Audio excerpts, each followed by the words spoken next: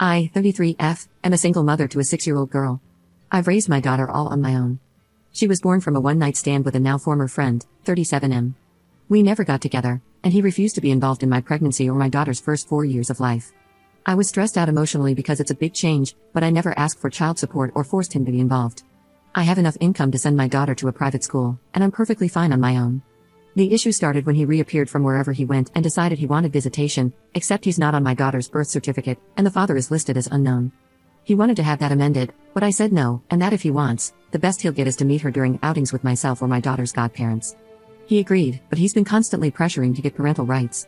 The court already gave him a big fat no, unless he pays 4 years of child support, which, with his income, goes somewhere around $230K USD, and he hasn't paid a cent. My daughter doesn't even call him dad or recognize him as dad, she calls him Mr. I keep it very clean, I never bad-talked him, never made up stories. When she asked about her father, I used to say it was just the two of us. Even during court, the assigned CPS agent testified that my daughter had no affection or clear relationship with her biological father. Now, the main issue happened in a parent-teacher association meeting. He would say things like my family thinks or what is best for my family. I didn't agree with him, and I voiced my disagreement by saying my daughter has different needs and those are a priority. He was clearly angry. After the meeting, there was a moment for teachers and parents to mingle and just talk about how the kids are doing.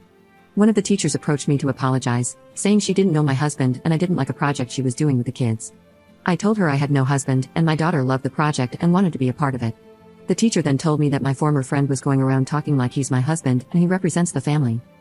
I was livid, and I walked up to him and very loudly told him we needed to talk in private.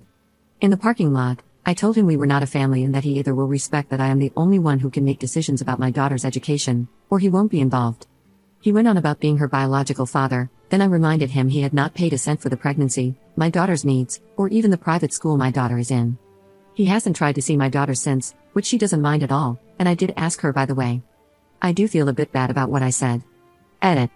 I wanted to add this because the PMs are driving me insane. He has the money to pay child support, but he chose not to pay. He was never prohibited from being involved. He had my phone number, and I sent him pictures and invited him to birthdays and other big celebrations, but he never came. Also, we are not in the US. Update 1. I'm going to preface this by saying my daughter's father, whom I'll refer to as Jeff, has never been my romantic partner. It was a one-night stand. I don't like people calling him my ex, since it makes it seem we had some kind of emotional attachment. He was never involved after I told him I was pregnant and actually wanted me to terminate the pregnancy, but I decided to raise my child alone since I have enough money to raise her without child support. For the entire pregnancy and the first 4 years, Jeff was not in the picture. On my mother's recommendation, I did send him pictures and invited him to special events, but he always replied that he had no interest in my daughter. 2 years ago, he reappeared and began demanding parental rights. When I didn't do what he wanted, he sued and was told no, he was not getting parental rights. He was given the offer to pay child support, and then we can revisit giving him actual rights, but he has refused. He has the money, much more than me, but he refuses. I still offered to let him see my daughter in a casual manner, no child support needed, with the agreement that anything legal, medical, or educational will not involve him. He pushed the boundaries and we had a fallout. After that, we didn't hear from him for almost 6 weeks before he called to meet for Christmas. After much discussion, I agreed to bring my daughter over on the condition that my daughter's godparents could come. Thus, we went over for Christmas dinner, and that is when I found out Jeff is married and had never told his family he had a child. It was great to be judged by a bunch of strangers, but if I'm being honest, it was uncomfortable the entire time. I'm going to use fake names, but let's say my daughter's name is Katie. His wife kept calling my daughter Gabrielle, not the actual name she used, but it was that different from my daughter's name. The wife was also very physical, trying to pick up my daughter or parent her. I would block her or tell her to please let me deal with my child. The entire time she pretty much ignored me, but Katie didn't seem nervous, so I decided to just bide my time. I hit my limit when my daughter said she needed the bathroom, and this stranger went, "Oh Gabby, you need the potty? Let mommy change you." My daughter hasn't worn diapers in a while now, and she's more than capable of going alone to the bathroom. I immediately told her to stay away from my daughter and that we were leaving. The woman started wailing that I was kidnapping her baby girl and tried to lunge at me. Her in-laws got in the middle and held her, consoling her and saying that we weren't leaving and for her to calm down as if she were the victim. At that point, I just glared at Jeff and told him he'd better explain, or I would be calling the police. He asked me to speak in private in another room and that I could just leave my daughter with his parents.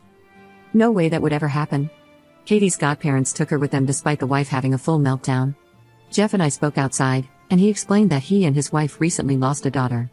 I'm not going to give specific details on that, all I'll say is it was sudden and nobody's fault. As I can only imagine, it had caused some psychological issues for his wife. Apparently, he had the brilliant idea that having Katie pass as their lost child would help his wife, without telling me. That's why he wanted visitations and parental rights. He pleaded for me to leave my daughter with him for a little bit. I asked him what his plan was when his wife heals. His response was disgusting. Well, I'll just send Katie back with you, and it will be just like before. I told him he was insane if he thought I would let him use my daughter like that. What his wife needs is therapy with a professional, not feeding her delusions. I would not let that woman within miles of my daughter. He told me I was being cruel and didn't know the pain of losing a child. I agreed with him but reminded Jeff that my priority is not his family, it's my child. What he and his family do to work through their grief has nothing to do with us. I also told him to call his lawyer because I am making sure he never has contact with my child. So that's what I'm bracing for. He's been blasting my phone since Christmas, but I can easily ignore him, and my daughter and I are doing a small travel vacation in the meantime. Edit. My daughter is set for life monetarily. She has a trust, and I make really good money in my position. If she were 18 right now, I could put her through college without a loan. She doesn't need child support for the quality of life. If I could get child support and never worry about her father trying something, I would be suing him in a heartbeat, but after talking to a lawyer and realizing the risk, I've taken the decision that child support or possible inheritance is not worth my child's safety. Safety is always first. Update 2. Hey everyone, I decided to post a final update since I will be going silent for a long period. For those who didn't know, I'm currently dealing with my daughter's father and his delusions. He wants to use my daughter as a therapy doll for his wife, who recently lost a child.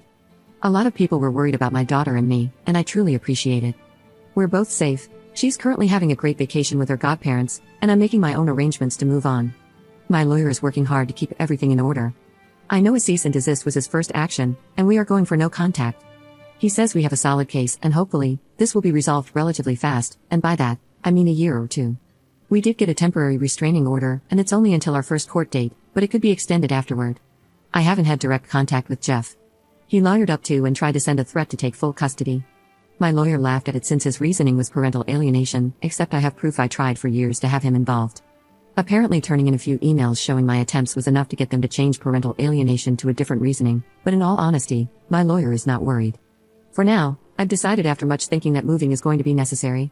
It won't be something I can do on a whim, but I'll be looking into new houses within the month to hopefully move sometime this year. School will remain the same, but we will be speaking to the admin to make sure only certain people can pick her up. Part of that decision has been to hire a private driver. He's someone I absolutely trust and has worked for relatives in the past, so I'm very comfortable with the idea, and so is my daughter. Now I just have to make sure they don't go for fast food every day after school. All in all, things are not that scary right now. I have a good lawyer, good evidence, and my little girl is happy and healthy, so I'm just going to focus on working on things little by little. Because of the legal proceedings, I don't think I'll be posting any updates anytime soon. And to those sending me PMs telling me I'm horrible for keeping my daughter from her father or telling me I shouldn't have had her in the first place, please kindly speak to the void. I'm too busy.